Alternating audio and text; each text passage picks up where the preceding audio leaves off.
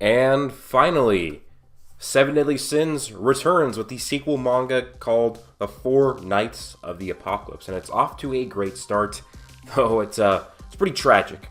We get introduced to the new main character called Percival, and we get introduced to the big bad named Ironside, and maybe he's not a big bad, he's probably like an underling or something like that. And a new concept, a new group.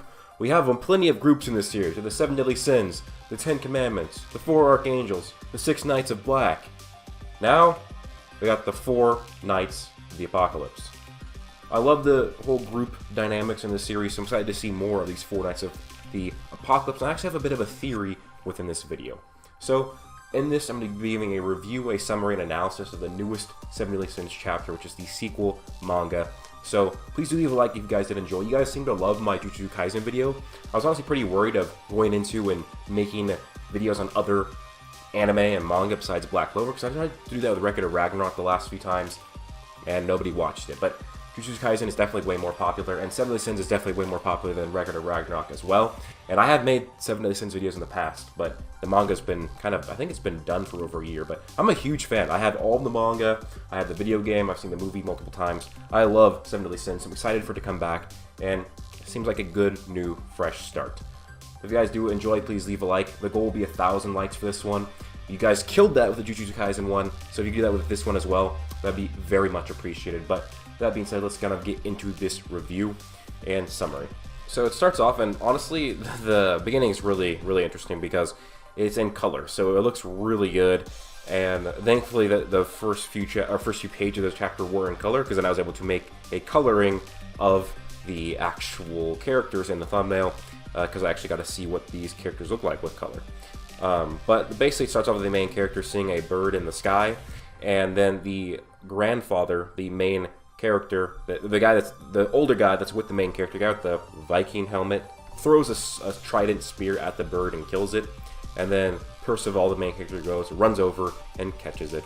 Now, this actual bird will come into importance a bit later, but let's get more into this story a little bit. Now, Percival would fall, but he'd be completely fine. He'd catch himself. This just shows his superior strength.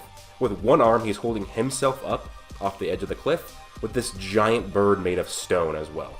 Don't know exactly how much that would weigh, but easily probably over 1,000 pounds, and he's doing that with one arm and holding his own weight. So yeah, this guy's definitely got superhuman strength, and he just looks like a little kid. They'd go back to their house, and they would prep the food, and Percival would use this giant sword-looking thing, although it's probably not that big, it's just because of how small he is, and he uses it to cut the bird and prepare the food. And Percival is shown to be this just really nice kid so far. I really like him. Very cheery. Essentially, this kid would make this food, and he would offer it for his grandpa to eat first. He wouldn't eat first, he wanted his grandpa to eat first. And so that just shows that he is really a concerned and caring kid. And one thing I noticed in this as well is that this bird does have a mark on it, which again I did say this bird will come into importance later as we get into it. And then in the next panel, it zooms in on it as well, which further shows that that mark is important. Then the mark would disappear. And next, the two would go into Gorin, I think it's how it's pronounced. I don't know actually at all how it's pronounced, but it's a form of Celtic wrestling that basically it originally practiced by the Celts, and it was a topless style of wrestling, and the two would wrestle with each other. And guys, look how freaking beefy his grandpa is. He's huge, and this guy's gonna wrestle him. But we also do know this kid has superhuman strength because of him holding the bird and himself at the same time.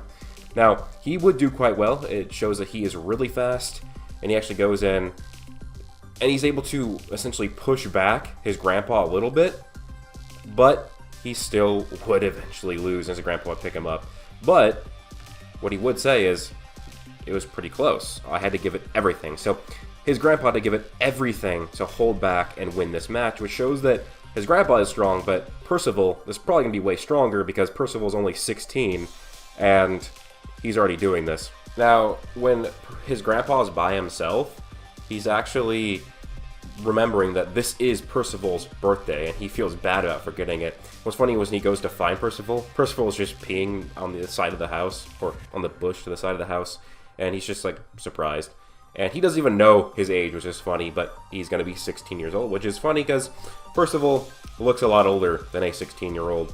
And when they go to celebrate, they go to look off the edge, they see the clouds, and it looks like their island is like floating in the sky. And apparently this island they're on is called God's Finger, and basically his grandpa is offering him to go on an adventure and go journey around the world. And Percival says he doesn't really want to. He says that's nothing special. And his grandpa's surprised because he's like, I wanted to go on adventures when I was your age, why don't you? And he actually points to an island in the sky that's away from there's a shadow in the sky, and it's the island of the sky that's from the movie. It's the island that created the family of goddesses called the Sky People. And so that was cool to kind of have that from the movie come back and be shown. Although I can't remember if the movie is canon. I don't think it is, but anyways, he talks about if they go below where the God's Finger is, they will go to Britannia, which is the country where all the different kingdoms, Camelot, Danafor, the different kingdoms from the original Seven Deadly Sins manga exist. He talks about twisting towers where eccentric magicians dwell, knights who sail ships of illusions through the heavens, caves with countless openings that lead to hell, and evil lake princesses that tempt heroes and imprison them, and then also labyrinths of forests that you can never escape. And he brings that all up, and he's just like, let's go catch some fish instead. So Percival really wasn't even listening to his grandpa. He wants to go fishing with him instead. So he has this call to adventure, and he is going against it.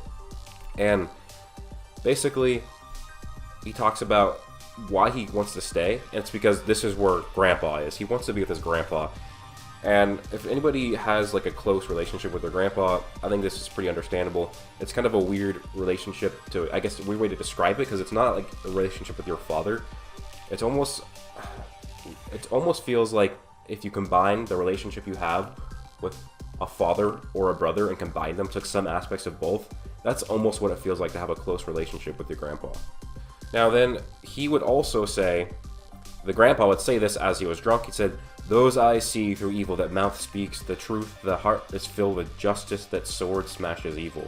Now this is the chant and creed of the Britannia's Holy Knights, and this is something that Gilthunder used to actually say as well. So this is implying that the grandfather here used to be a holy knight of Britannia. Now in the middle of the night, when they were sleeping together, Percival would actually sneak out and go on his own little adventure, and he would be thinking about the things that his grandfather would tell him about the different adventures he could have gone on. And he's like, yep, I want to go on an adventure. He's like, I mentioned to go, he can't stay still. So now he does want to go, so it kind of shows that he didn't really want to leave, or he did, he just didn't want to leave without his grandpa. He wakes up in the morning, and one of the predictions, or not predictions, but things that his grandpa said could happen, and that is essentially the knights floating on boats of illusions. That night shows up. Percival doesn't really think much of it. He's more so excited to look at the boat, and more excited that this story was true. And he's looking for somebody named Balgus, and apparently that is his grandpa's name. So he tells him where the house is, and he goes off to go find him, while Percival stays in the boat and essentially just kind of messes around with it. Now, this knight would talk about how Galvus, the grandpa, was a cruel man because he raised Percival without telling him the truth. And while Percival tried to get the boat to go, they wouldn't do anything. And essentially, he would look back over the hill to where his house was and think, I've got a bad feeling about this. And he's right. He goes back, and before he can get there, the two begin to fight. His grandpa and this knight that shows up. And this knight is just essentially beating the crap out of Lord Balgus, Percival's grandpa. And he says, it's been 16 years since we betrayed our master and fled. I did not expect you to be living carefreely in such a remote land. And he would get back up from the broken house and return to the battle. And he said, it was your side who turned against him. I only abandoned him. So essentially, this knight who showed up, he betrayed the leader, while the grandpa just abandoned the leader. So it might be that because the grandpa abandoned him, this allowed this knight to betray the leader. And basically they're going at it with blades and swords, and the fight's, I guess, decent, but of course, when the knight uses magic, he just uses his hand, and it cuts right through Grandpa, and it cuts the wall of stone behind him. And Percival now intervenes with the fight. He tries to fight, he throws a rock, doesn't do anything. it just blows up out in front of the knight, because Percival's just not strong enough. He tries to throw another rock, the rock gets cut in half, and then he just keeps going and going, and then as he's about to strike Percival, Gramps wraps his arms around him and tells Percival to run, but then he basically causes Grandpa to basically almost explode from the inside. This allows like these different cuts to come across all around his body, and then he goes to Percival, does the same thing, except it's only a little gash across his abdomen and chest, which really makes me think that this knight was not trying to kill him, that he is a part of a greater plan. But if you do look at it, while the mark hits him in the chest and does a little bit of damage, the after effect of it does way more, which I think kind of shows a bit more of an inkling into this Percival character's true power. He's probably way stronger than we think, and I wonder who his parents will end up being. He would try and fight back with a punch, wouldn't do anything. Then we finally get the name revealed by Grandpa. This guy's name is Ironside, and he basically asks, "Why did you come to kill me only now?" And he says, "Some days ago an ominous prophecy was made, the arrival of the existence that will lead our Lord King Arthur to his doom. Their names, the Four Knights of the Apocalypse." The truths and details are still unclear, and basically, this is his goal, is to prevent the downfall of King Arthur. And then he says that what he did to Percival was for the greater good. Percival's not dead though, and he goes to leave. And the thing is that Percival's still alive. He gets up, and he apologizes. He could not do anything to save his grandpa. He wanted to protect him. And then the grandpa's like, "No, I was the one who's supposed to protect you." So this just gets really emotional and tragic, and he tells him the truth after they talk. And we also get revealed that Percival trained with his grandpa for 16 years every single day. That's why he's so strong. And he asks who that knight, and after seeing this again, that knight is in red armor, but I made the thumbnail for him to have gray. Dang, oh well. He tells him that the knight's name is Ironside, and that is his father. So these three people here in this fight, it was grandfather and grandson teaming up against the father, which makes this even more tragic. And this basically will eventually lead to Percival going on his own journey and figuring things out. Now, in this panel where the grandpa is patting his head, it makes him, Percival, even more like Meliodas.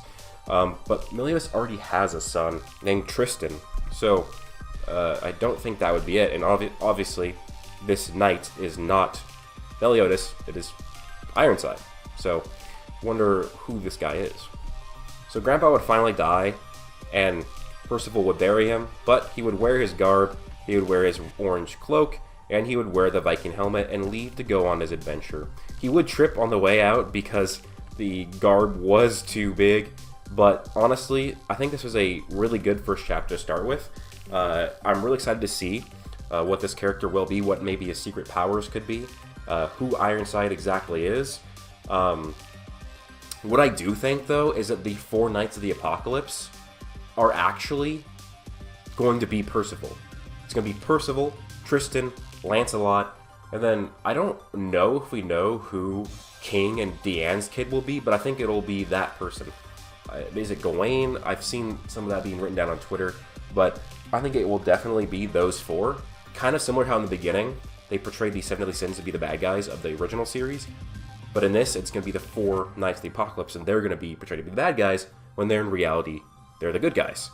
And so that would be cool to have Percival, the main character, and then the son of Elaine and Bon, the son of Elizabeth and Meliodas, and then the child of King and Deanne. Anyways, guys, let me know your thoughts of this chapter down below. If you want weekly chapter reviews of this series, hopefully this video does well, then I'll do more videos on the series. Hope you guys do subscribe. We're getting closer to 50,000 subscribers. Hope you guys all have an amazing day. Plus...